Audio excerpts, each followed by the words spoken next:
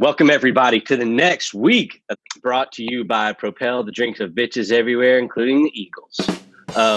So, as we jump into this, we're going to spend 9 total minutes recapping the 6 games from last week. We're going to do a minute and a half on each of them. Then we're going to jump into this week's game. We're going to do 4 minutes on each of these.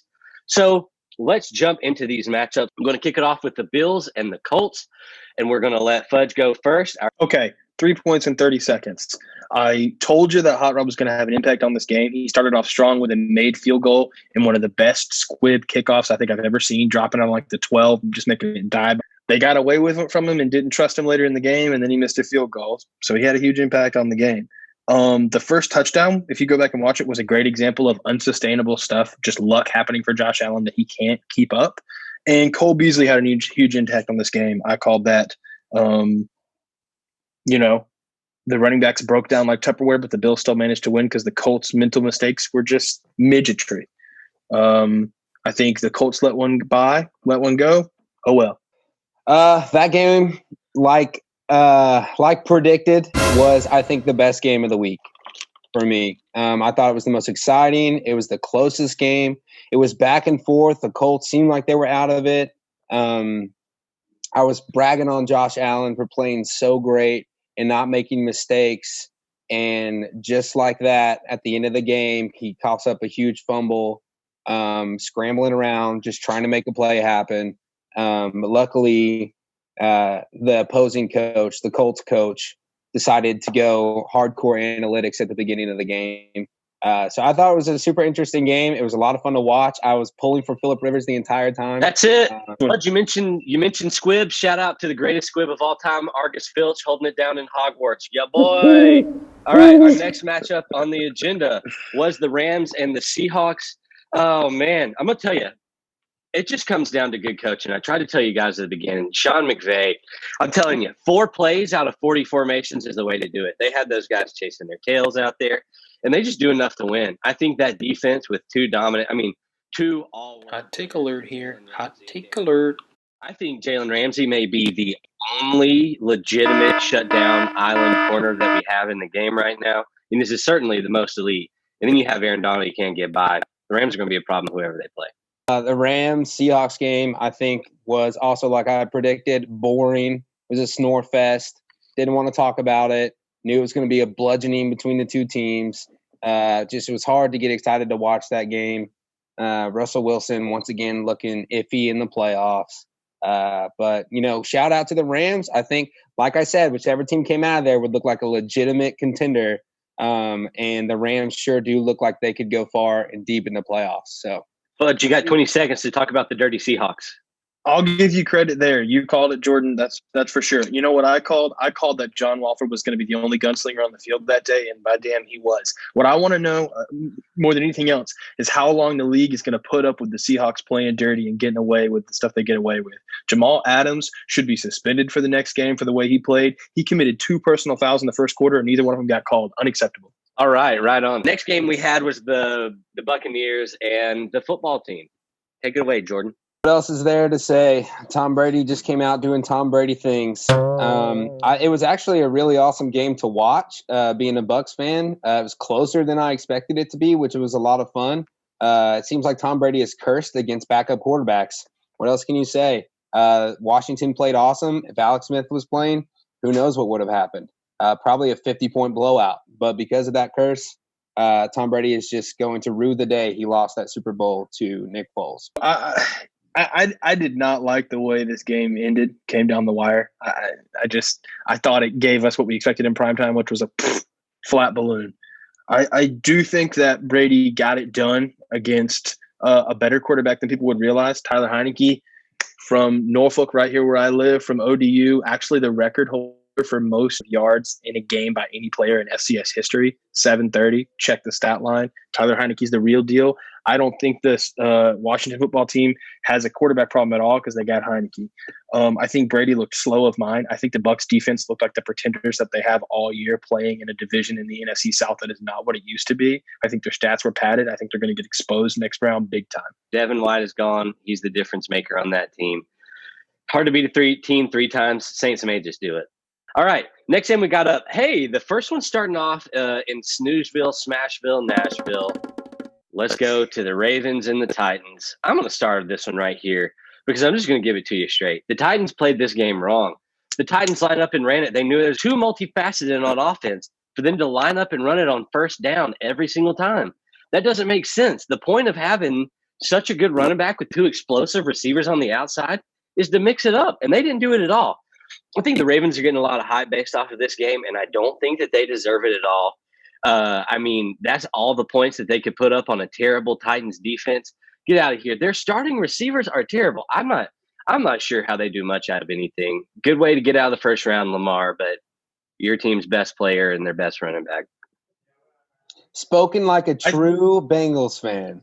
The Ravens and Lamar Jackson got over a mental hurdle, and I think they are in for a letdown big time. I think both because they're outmatched and because now they don't have as much to play for because Lamar got his playoff win, they're about to get trounced by the Bills. And I hate to see it because I think Josh Allen is a pretender, but I think Josh Allen has heaps more talent on his offense than the Ravens do. Mark Andrews is about to get shut down because he's going to have 3 DBs on him the whole game.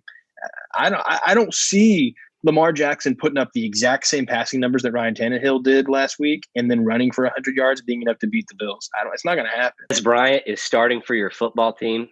Get out of here. Listen here. All right. Listen here. If you paid any attention to what happened in that game, you would know that the Ravens were going to win that game. They had to win out to finish the season to make the playoffs, just like the Titans did last year. They also lost to every single team in that division handsomely.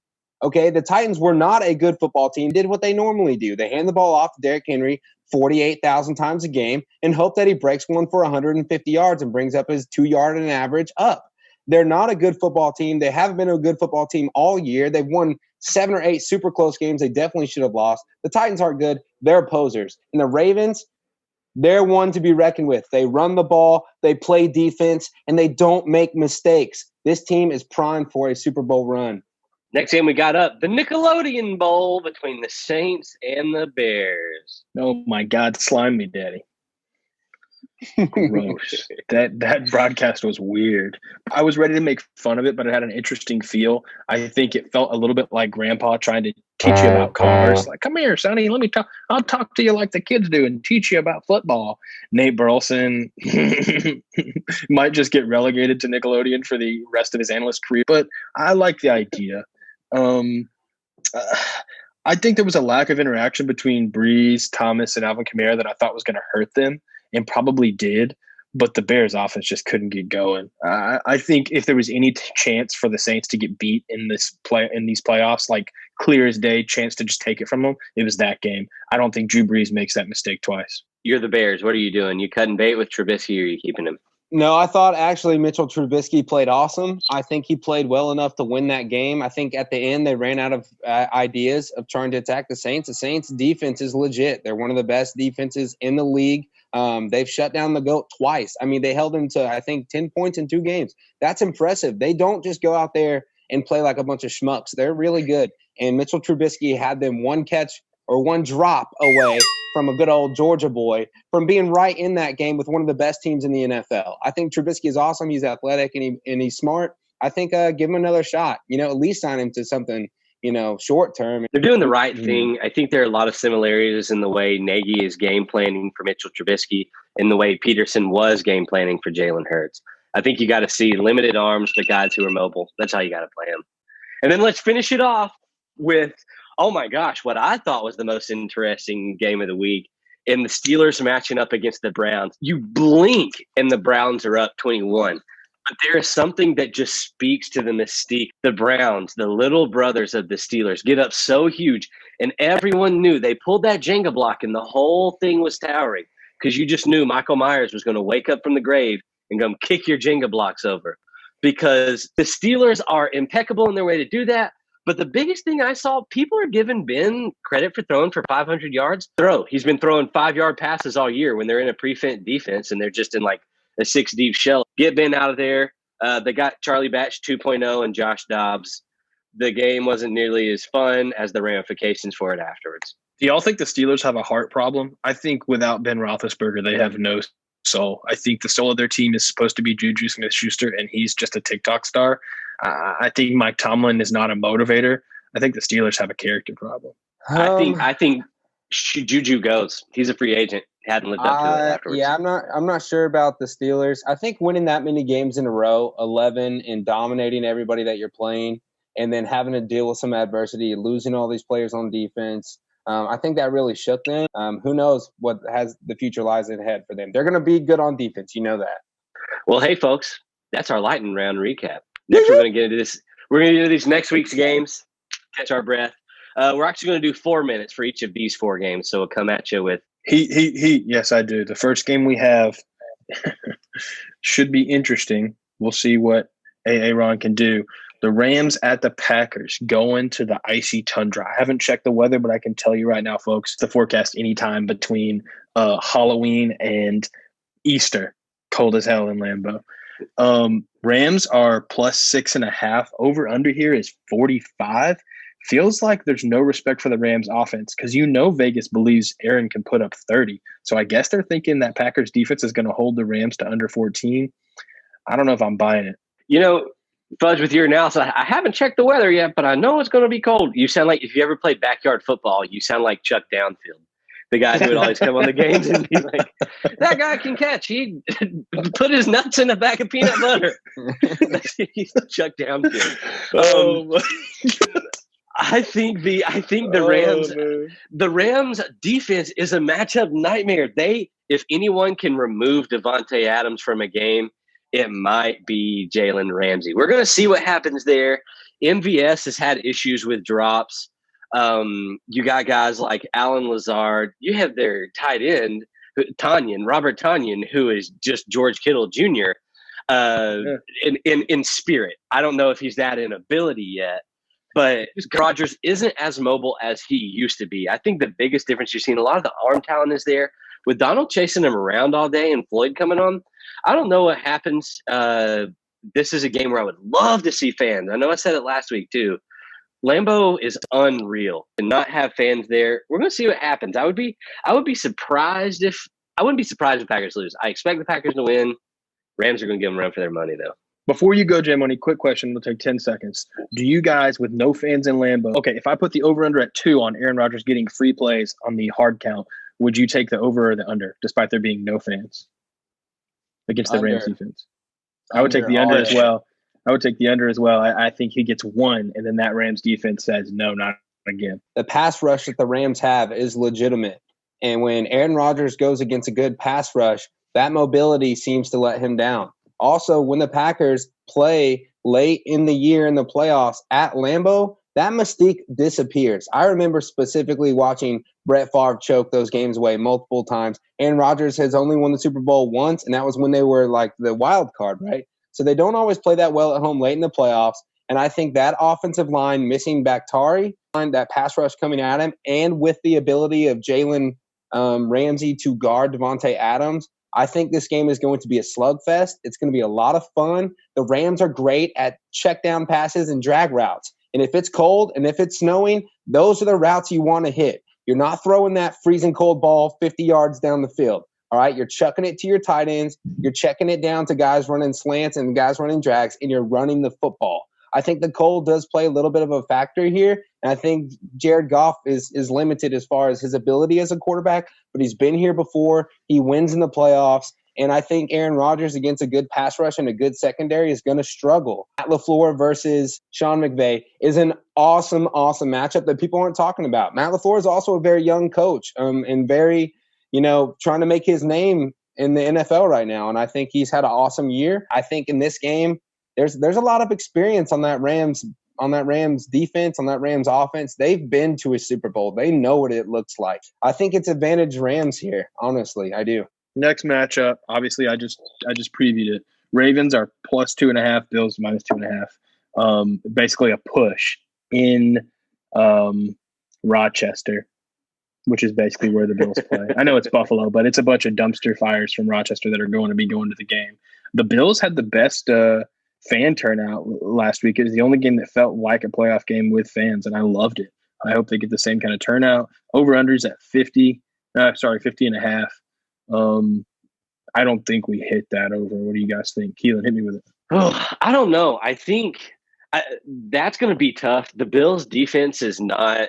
The Bills' defense is living off the reputation of last year. They've been particularly. This is where you get into it. The Ravens. The Bills are particularly vulnerable to the run. That's what the Ravens do well, but the Bills know that the Ravens are going to do that. I think the real issue here is you look at Micah Hyde and Jordan Poyer, the safeties. They are going to give Lamar Jackson fits. He's going to play against two sets of ball hogs that are ready to be there. They're going to have to be able to establish the run. And if they can't do that, they're going to be out of luck. I'm not sure we get to the total, but it's not because of the Bills' effort. I think the Bills are going to do a lot of damage in these games, score a lot of points. Josh Allen might put Stephon Diggs through a table for the heck of it, Dudley Boys style. I don't think this game is going to be too close. I think this game is going to be awesome. I think this is going to be the most entertaining game of the week. I think Josh Allen is a lot of fun to watch, and so is Lamar Jackson. And when that team is forced to run the ball, they make plays. You talk about the receivers not being as good. Marquise Brown is legit. Andrews is legit. Those are two legitimate receivers that catch passes from Lamar Jackson. And this team, like I mentioned earlier, they have been forced to win out throughout the end of the season. They are on a winning kick right now, and they are coming for blood. Josh Allen showed that he may not be ready for prime time last week. If it wasn't for two missed field goals and a terrible 4th and goal call, the Bills wouldn't even be in this game right now. They don't run the football, and they do play defense, but their defense is secondary heavy. I like their linebackers. Their linebackers can run, but Lamar Jackson can run. And if it comes down to a running football game, let's say it snows or it gets it's wet and it's cold, I think the Ravens are more geared to control the clock and time of possession and play good defense. The Ravens defense has so many good players on it from top to bottom. Their worst player is Marcus Peters, who is also their best player at times. It makes no sense. But that's just how their defense is. They play defense, they run the football, and they have been win or we're out mode for a while. They had to fight hard in that Titans game to come back and win it. They are ready. I think this game is going to be awesome. You're not wrong. The Ravens defense does ebb and flow a lot. They're at times their best asset. They're at times their worst enemy, their own worst enemy. I think that if you're right, that this is a running game, it goes to the Ravens. If the weather is even decent, then this is Bills all the way. Lamar Jackson, despite all his accolades, has yet to prove his ability to throw the ball between 10 and 25 yards downfield with any consistent accuracy. Mark Andrews is going to be doubled all game by those safeties. I think if Marquise Goodwin can play a better game than he's played yet in his entire career, catch intermediate passes and break open downfield, have like 150 and 2 touchdowns, the Ravens win. Any less than that, and I don't see it happening. Fun fact, Ravens had the largest margin of victory all year. Like over the course of the year, they outscored their opponents more than anybody else. I'm not buying it. Part of it's because they played the Bengals twice and beat them by like a combined 70. Part of it's because Lamar Jackson can't throw the ball to manage a game. He has to chuck it deep. That's the only thing he can do with accuracy, and so that's what they do when they have the lead. Next matchup is going to be the flip a coin, and whatever it lands on, that's the team that scores 70. This is going to be like holding firecrackers in your hand. Browns at the Chiefs. Browns are huge underdogs naturally. 10 points. That's probably going to shift to more like 12 by kickoff. Over-unders at 57.5, and I think that's low. Hit me with it, Keelan. What you think? Bottom line, the Browns have the formula to beat them, in that the Browns have 2 phenomenal running backs they can get to in a number of ways. They have some possession receivers. Jarvis Landry is money catching the ball. Rashard Higgins isn't too bad catching the ball either. I'm not sure how much is going to matter, though. It's going to take a heroic effort for Myles Garrett for 4 quarters chasing around Pat Mahomes. What I think this game is going to come down to, have the Chiefs been playing around with us all year and just like giving us a little tease of what was coming in the playoffs, or do they just not have that gear this year? I think we're going to figure it out. I think the Chiefs are going to score a ton of points, and the only way the Browns stay in it is controlling the ball, getting points every possession they have. This game is going to be won not on the arm of Patrick Mahomes, but on the legs of Clyde Edwards-Helaire. I think he's disappeared into that offense. Not because he's not quality, but because the Chiefs have never gotten out of third gear almost all year, and because he's surrounded by talent. think if the Chiefs want to win, they're going to have to control possession a little more than they've been willing to try to, and they're going to have to tote the rock. And if they can't tote it, if Clyde Edwards-Helaire can't have at least a 100-yard game, I think the Browns will be allowed to stay in it because the possessions will be quick. And I think if he does have a 100-yard game, that's when you'll start to see them pull away, and the Browns will never break 20 points, 24 points, because you can't play the Browns don't want to play that possession battle. They're not going to try to run the clock out once the Chiefs score a couple of points. They're going to try to score. So if the Chiefs can stretch out their possessions, I think it'll be interesting. I think the first half will be high flying and the second half will be slow in a weird kind of way.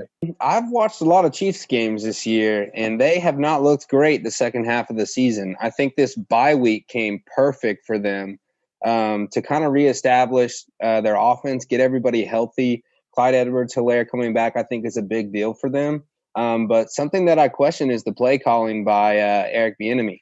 They tend to go run heavy out of nowhere. They just start pounding the rock, and they're not good at it. I don't know if this is to open up the pass. I don't know if this is to, just take advantage of the fact that they can score in 2 minutes if they need to. But ultimately, I think that the bye week came at a good time for them. I think they're going to come out with a great game plan.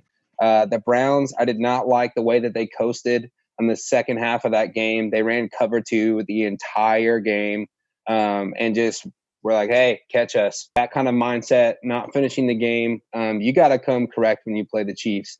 I will say that Andy Reid is sus in the playoffs.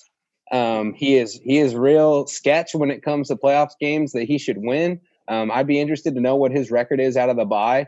But I think the bye came at the right time for them. I think they'll get on track, and I think they'll play some good football. I don't think that defense can keep up with their offense. So barring a snowball game or a blizzard or Patrick Mahomes getting COVID, I don't see the Browns being able to hang in this game at all. I don't see the Browns being able to win, but I think I would take the cover if they can do a couple of key things. Obviously, Nick Chubb is going to be a major factor in this game. He's a damn good dog. But I think another former Georgian, but not from the University of Georgia, and Austin Hooper is going to have to step his game up big time.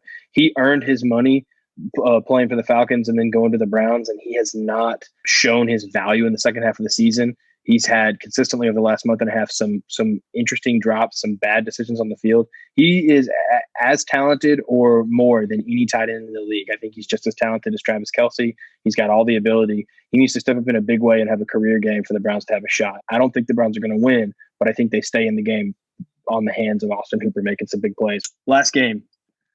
I don't know if any of you guys saw this on Twitter, but Tom Brady's social media team gave us an absolute gem. The picture, I'll see if I can pull it up real quick. The picture of Tom Brady and Drew Brees, they had like the age effect on, and this is great radio. And it was the older faces, and it was going to be broadcast on History Channel. For all the like 4 listeners we have out there, go Google it right now. The point is, we got for the first time in NFL history, 2 40-plus-year-old quarterbacks going against each other, and we're going to see who turns to dust first. The one who can literally survive to the end of the game without a heart attack gets to advance. What do you think? Do you think that Tom Brady has the juice to beat Drew Brees whenever he's had their number all year, J-Mo? As much as I really, really, really want the Bucks to pull this win out, I have absolutely zero faith that Bruce Arians and Byron Leftwich can come up with any kind of game plan that makes sense. Even against the Washington football team, I think I said the over-under was 7 4 verticals. I counted 4 in the first 2 quarters. They run the same plays. They run seam routes the whole game. They don't establish the run. They're just one of those teams, man, that they have all the ability, but their coaches hold them back. I do love Tom Brady in the playoffs versus a good team. What else is he playing for at this point if it's not to go to a Super Bowl? They have all the weapons. I called out last week that Antonio Brown is their best receiver. It is true. If you watch the game, he is just explosive. He doesn't look like he's lost a step. If they can get the ball in his hands, they have a good chance. And Tom Brady is great at picking teams apart with a great pass rush. He struggles when he has to hold on to the ball. He pumps it a couple times. He pats the ball too much. Little and he makes faith, mistakes. J-Money. And I think that's just not his game. I think his game lines up perfectly to beat the Saints. I think the offensive game plan of Leftwich and Bruce Arians is going to set them up for failure. They have a really young offensive line against a veteran pass rush that is legit. Not to mention, though, the Saints cornerbacks are probably the dirtiest, most disrespectful players in the entire league. All they do is hold, they bully, they get in your face and start talking smack when they're on the backside of plays to try to draw a penalty, and then they cheer. I mean, they're just this defense has Bounty Gate written all over it a second time. They're just coached dirty, and I don't like it. It's not fun to watch, but I think the Saints are going to win this game. That graphic looks like Deadliest Catch versus American Pickers. Those guys are like quintessential versions of both of those.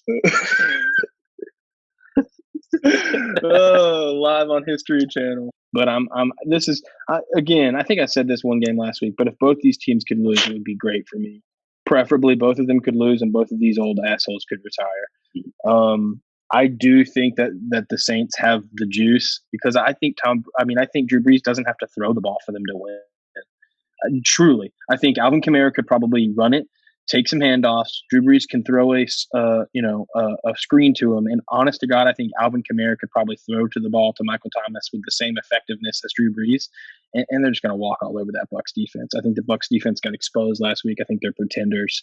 And I don't think there's anything Tom and Mike Evans can do to make up for the fact that the Saints offense will be clicking. I do think this has a sneaky chance to be the highest scoring game of the week. I think the Bucs defense is sus. And I think that the Saints defense won't care at home when they're up 3 scores if Tom Brady lights them up for 400 yards. They won't care because if they get a 3-score lead, the Saints ain't giving it up. Not with that run game. I think this could be like 41-35 type of score at the end of the day. So you can lock that in. I think it'll be the highest scoring game of the week. It's weird that this is a game where, Tom Brady has just been Darth Vader. No one has rooted for Tom Brady except for people in New England and Jordan for such a long time.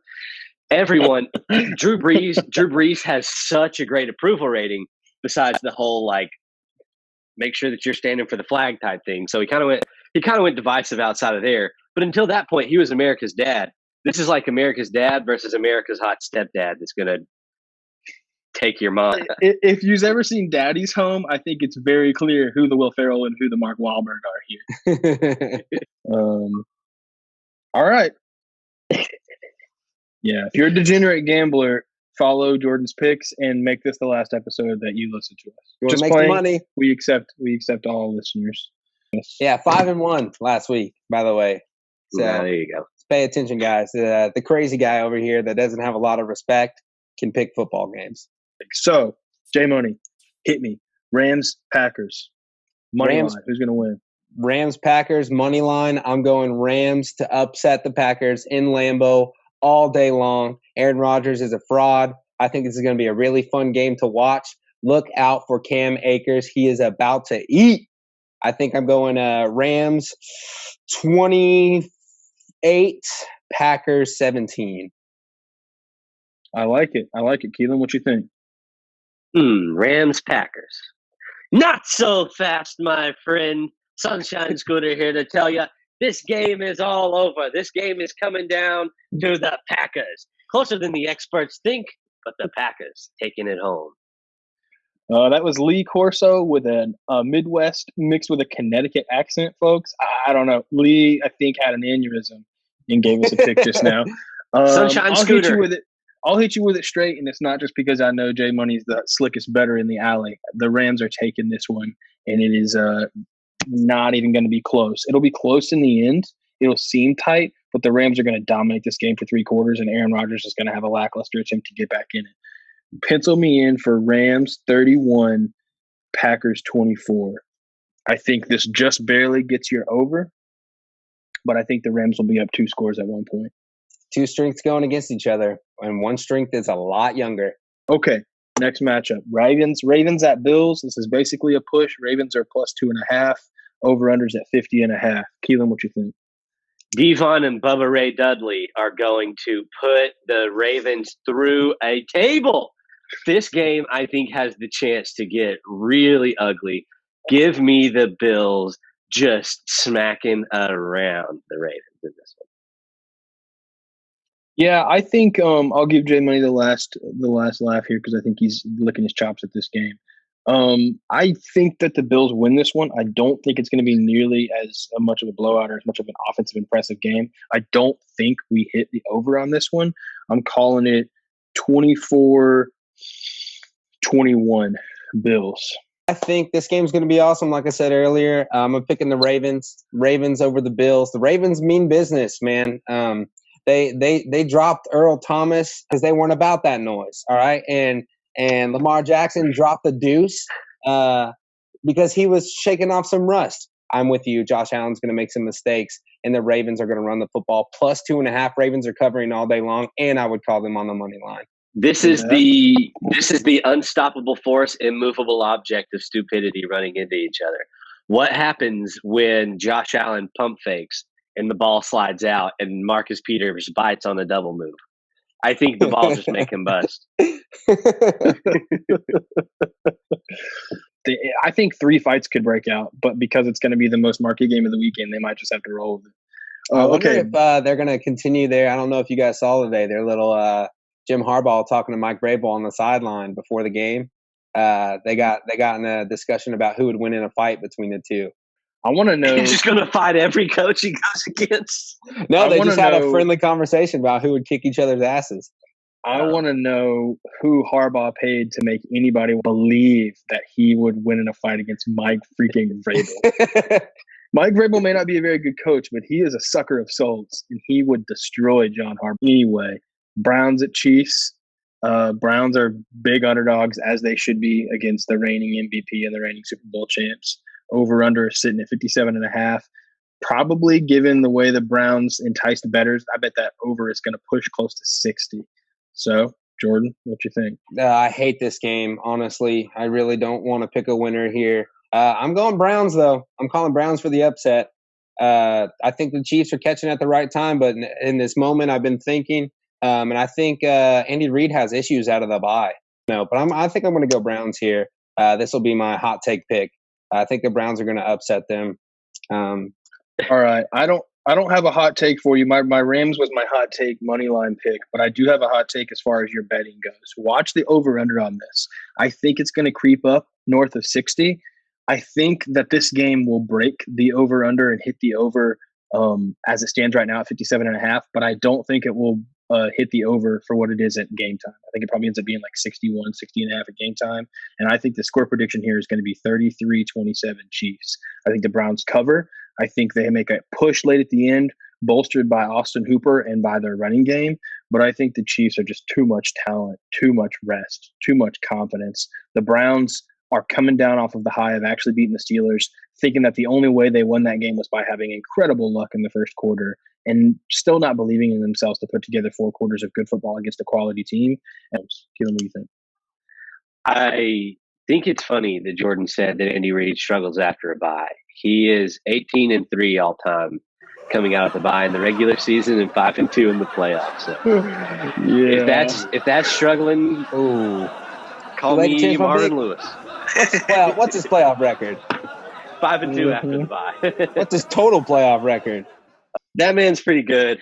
I have a feeling that after an emotionally tumultuous week that they had last week, the Browns are probably riding the wave. I think they keep it close for a while because they can run the ball, but the Chiefs are going to pull away. I think we're going to see some fireworks. Tyreek Hill is going to do a couple backflips in the end zone, so they're going to win big. Kevin Stefanski is about to own Eric Bieniemy at the end of this game. Eric Bieniemy gets all this credit, and I think the real credit is Andy Reid here. Kevin Stefanski has shown that he is legit. That man won a football game calling it from his backyard when no one could see him and he couldn't talk to anybody. But what is he going to do to Eric Bieniemy? I'm confused why Eric Bieniemy's getting old. I think the fact that you're predicting Bieniemy, lays an egg and the Browns win would be super fitting, seeing as how Bieniemy is the primary candidate in whispers for the head coaching job in Atlanta, and the only way that he for sure gets that role is if he lays an egg this week. That would lock him in as the hire for the Atlanta Falcons. If he just looks like a total dud, they would be like, "Yep, that's probably going to be his last bad game. That's our guy." Say Stefanski owning Bieniemy. Maybe poor choice of words there. Bieniemy is going to get exposed in this game. play callers. But let's roll to the next game. This is it. This is the one. The matchup of the ages. Methuselah versus King Solomon. Bucks at Saints. We got Bucks +3, essentially a push, over under at 52 right now. Keelan, tell me what you know good. Is this the matchup for Super Bowl 55? Is it the same matchup of the quarterbacks that played in Super Bowl 1? I don't know, man. As long as I've been alive, these guys have been playing football. It's a narrative thing. I mean, both of them have lost somebody near. Comrade grown up. Bart Starr passed away like 2 years ago. These guys are surely next in line to go. I think you just root over and over for Tom Brady to lose. The narrative is that he keeps winning. That's it. That's the way the bad guys play. I think they get Toe Mater out of the garage. They take Gronk for a spin. They throw him on the back. Him and Lightning McQueen race to the finish line. Break America's hearts with the Bucks finding a way to beat the Saints. You didn't quite get the blowout game that I expected from Antonio Brown last week, but I think saw the flashes and thought, Fudge is onto something there. There is lightning in a bottle in Antonio Brown, and the only way the Bucks win this game is by just holding on tight to the reins of Antonio Brown. Mike Evans and Gronk ain't getting it done. I think the only way they win this game is if he has a multiple touchdown, 100-plus yard game. Jordan, what do you think? Thinking about this game more, so it's +3. Bucks are +3. That's right. As of right now, that's probably going to shift. To more like +4.5. I'm guessing the Saints are going to get the hot money. That's got to be the lowest spread for a team facing another team that lost by 30+ twice. I don't know if that's a stat you can look up, but that's insanely low for a team that has showed absolutely no fight against this team. That's because beating a team 3 times in a year is damn near impossible. It's also an indictment on how the Saints looked last week against the Bears. Now the Bears are good, but Drew Brees did not look good, man. About 20 minutes in, I was like, "Hey, dude, get Taysom Hill in there and let's." And as soon as I say that, the man starts dropping bombs out of nowhere. So I don't know with this game. I think they're hesitant to give Brees the win because the Bucks are coming for blood, and it is hard to beat a team 3 times. But I don't know. +3, that seems super low. As much as I hate to do this, I'm picking Drew Brees in this one, and the Saints. What's your score prediction?